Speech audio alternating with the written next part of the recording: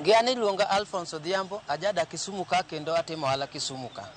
An gi kora wacho ni ok wayie kata dichiel wach mar bedo kod dialogue mok wang'e ni wa dialogue ang'o, to gik mane osebedo dialogue mokwongo kacha ka pok waneno kotim maber.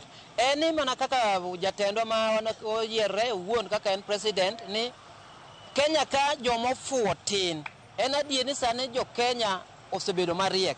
Gima nomiyo sani ni sign gima nokitimo sani mar naduko en presa manyo jopiny manyiwacho ni ji orieka sani gi riek. Koro miyo Mr. President en adieri makende ni pod iwuondowa.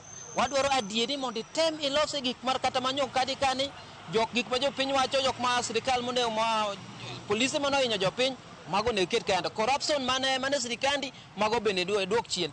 Jogo bende ma jod bura bende ma ni malo maketo garama na malo mago gik manyo nyithindo jinsi masani nyo wacho ni magi gik manya koro i-consider. Koro wan wakwe gi muol wuonwa Raila Amolo Odinga gik ma pok nitedonwa thuol.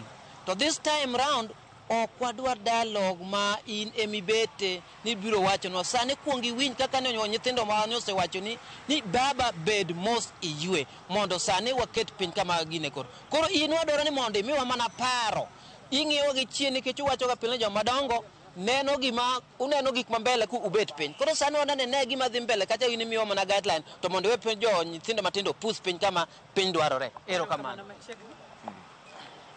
Ani iluonga ni Jimmy Magero, an achiel kuom rawera ma